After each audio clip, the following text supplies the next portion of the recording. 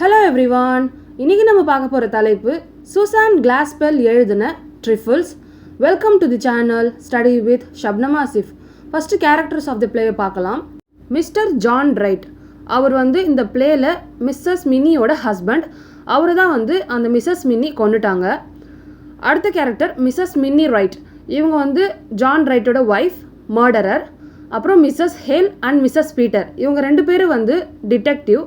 Mrs Peter law and ஆர்டரில் work பண்ணுறவர். Court அட்டார்னியும் அங்கே தான் ஒர்க் பண்ணுறாரு, வக்கீலா. த ஷெரீஃப், அவர் போலீஸ். இந்த டிடெக்டிவ் ரெண்டு பேர் இருக்காங்க இல்லையா, womens, Mrs Hale, Mrs Peter, அவங்களோட ஹஸ்பண்ட் தான் இந்த மிஸ்ஸஸ் பீட்டரும் த ஷெரீஃபும். இந்த பிளேயோட தீம் என்னென்னா, இந்த சொசைட்டியில் உமனை எப்படி அடக்கி வச்சுருக்காங்க, அது மட்டும் இல்லாமல் இந்த ஆணாதிக்கம் நிறைந்த சொசைட்டியில் அவங்க எப்படி தனிமையில் ரொம்ப வருத்தத்தில் இருக்கிறாங்க, அது மட்டும் இல்லாமல் அவங்களோட ஜஸ்டிஸ் எப்படி ஜெண்டர் பேஸ் பண்ணி இருக்குது அப்படின்றத நம்ம பார்க்க போகிறோம். Introduction to the play. Trifles, இந்த பிளே ஒரு ஒன் ஆக்ட் பிளே. இதை எழுதினவர் சூசான் கிளாஸ்பெல். அவர் லோவால் இருக்கும்போது அவர் ரிப்போர்ட்டராக இருந்தார். அந்த இடத்துல அவர் இந்த இன்சிடெண்ட்டை கவர் பண்ணியிருக்காரு. இது ஒரு ட்ரூ இன்சிடெண்ட். ரெண்டு டிடெக்டிவ் உமன் இருக்காங்க இல்லையா, அவங்க ரெண்டு பேரும் அந்த மர்டரோட மோட்டிவ் என்னன்றதை கண்டுபிடிச்சிடுறாங்க, யார் பண்ணான்றதும் கண்டுபிடிச்சிடுறாங்க. எல்லாமே தெரிஞ்சும் அந்த உமனை காப்பாற்றுறதுக்காக, மின்னி ரைட்டை காப்பாற்றுறதுக்காக அவங்க உண்மையை சொல்ல மாட்டுறாங்க. இந்த பிளே மூலியமாக நம்மளுக்கு என்ன தெரிய வருதுன்னா, ஃபேமிலிலையும் சொசைட்டிலையும் உமன்ஸ் எப்படி இருக்காங்க, அவங்கள எப்படி அடக்கி வச்சுருக்காங்கன்றதை பார்க்கலாம். இந்த பிளேவை எங்கே செட் பண்ணியிருக்காங்கன்னா, mister John and Mrs Minnie right அவங்களோட ஃபார்ம் ஹவுஸில் இருக்க கிச்சனில் தான் செட் பண்ணியிருக்காங்க. இந்த பிளே பிகினிங் ஆகும்போது மிஸ்ஸஸ் ஹேல் அப்புறம் மிஸ்ஸஸ் பீட்டர் அந்த ரெண்டு டிடெக்டிவும் அவங்களோட ஹஸ்பண்ட்ஸோட அப்புறம் கோர்ட் அட்டார்னியோட அந்த வீட்டுக்குள்ளே வராங்க. ஏன்னா அவங்க அந்த மர்டர் நடந்த இடத்துல எவிடன்ஸ் கலெக்ட் பண்ணுறதுக்காக வராங்க. அப்போது எல்லாருமே எல்லா இடத்தையும் சர்ச் பண்ணிகிட்டே இருக்கும்போது ஜென்ஸ் கிச்சன் பக்கம் போக மாட்டுறாங்க. ஏன்னா கிச்சனில் என்ன எவிடன்ஸ் இருக்க போகுது அப்படின்னு அதை அவாய்ட் பண்ணிடுறாங்க. ஆனால் இந்த உமன்ஸ் நிறைய விஷயங்களை நோட் பண்ணுறாங்க. அந்த வீடு ரொம்ப அழுக்காக இருக்குது, எல்லாமே அங்கங்கே கிடக்குது. அப்புறம் ஒரு கூண்டு, பறவை கூண்டு உடஞ்சி கிடக்குது. அப்புறம் கில்ட்டிங், அதாவது கம்பளி செய்வாங்க இல்லையா, கையாலே தப்பாங்க இல்லையா, அது பாதியிலேயே செஞ்சு வச்சுருக்காங்க, இன்னும் முழுசாக முடியல. அது எல்லாத்தையும் பார்த்துட்டு அவங்க என்ன உணர்றாங்கன்னா, அந்த பொண்ணோட மின்னி ரைட்டோட மேரேஜ் லைஃப் ஹாப்பியாக இல்லை, அவங்க ரொம்ப அன்ஹாப்பியாக இருந்திருக்காங்க அப்படின்றத புரிஞ்சுக்கிறாங்க. ஏன்னா இவங்களும் ஒரு பொண்ணு தானே, அதனால் அவங்களுக்கு ஈஸியாக புரிஞ்சிடுது. ஆனால் இந்த விஷயத்தை எல்லாம் அந்த ஜென்ஸ் நோட் பண்ணவே இல்லை.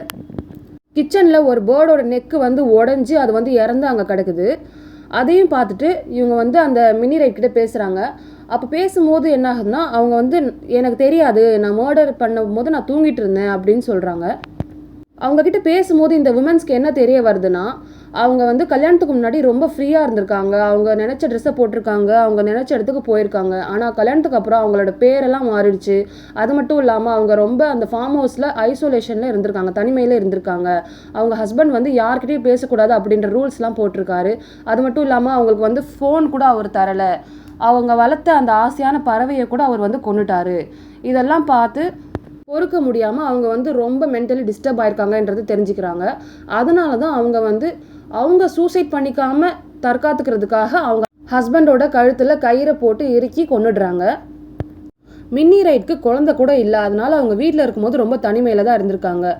அந்த உமன் ரியலைஸ் பண்ணுறாங்க, ரெண்டு உமன்ஸும், என்னென்னா யார்கிட்டையும் பேசக்கூடாது அப்படின்னு தடுத்து வச்சிருக்கிறது ரொம்ப பெரிய பாவம், அதுக்கு தான் இந்த ஜான் ரைட் பனிஷ்மெண்ட்டை அனுபவிக்கிறாரு அப்படின்னு நினச்சி அந்த உண்மையை அப்படியே மூடி மறைச்சிடுறாங்க. இந்த ரெண்டு உமன்ஸும் அந்த பேட்ரியார்ச்சல் சொசைட்டியில் தான் வாழ்கிறாங்கன்றதுனால அந்த உமனோட நிலைமை எப்படி இருக்கும் அப்படின்றத புரிஞ்சுக்கிறாங்க. கவுண்டி அட்டார்னி அப்புறம் பீட்டர், ஷெரீஃப், இவங்க மூணு பேரும் பெட்ரூமில் அப்புறம் வெளியில் பால்கனியில் எல்லா இடத்துலையும் போய் சர்ச் பண்ணி பார்த்தும் அவங்களுக்கு எந்த எவிடன்ஸும் கிடைக்கல. அந்த ரெண்டு டிடெக்டிவும் அவங்கக்கிட்ட உண்மை சொல்லாமல் மறைச்சதுனால மிஸ்ஸஸ் மின்னிக்கு தண்டனை கிடைக்கல. இதனால் அவங்க மூணு பேருக்குள்ளேயும் ஒரு சிஸ்டர்ஹுட் பாண்டிங் உருவாகியிருக்கு. இந்த டைட்டில் ட்ரிஃபிள் எதுக்காக வச்சுருக்காங்க அப்படின்னா, ட்ரிஃபிள்னா அற்பமான விஷயம். அவங்க அந்த முக்கியமான ஒரு எவிடன்ஸையே ஒரு அற்பமான விஷயமா மறைச்சிட்டாங்க இல்லையா, அதனால தான் சூசான் கிளாஸ்பெல் இந்த பிளேக்கு ட்ரிஃபிள்னு டைட்டில் வச்சுருக்காரு. இந்த வீடியோ யாரெல்லாம் லைக் பண்ணாமல் பார்த்துட்டு இருக்கீங்களோ அவங்கள லைக் பண்ணிவிடுங்க, கமெண்ட் பண்ணிவிடுங்க, ஷேர் பண்ணிவிடுங்க, மறக்காமல் சப்ஸ்கிரைபும் பண்ணிவிடுங்க. அப்போ தான் இந்த மாதிரி நிறைய வீடியோஸ் உங்களுக்கு வரும். நோட்டிஃபிகேஷன் பெல்லையும் கிளிக் பண்ணிவிடுங்க.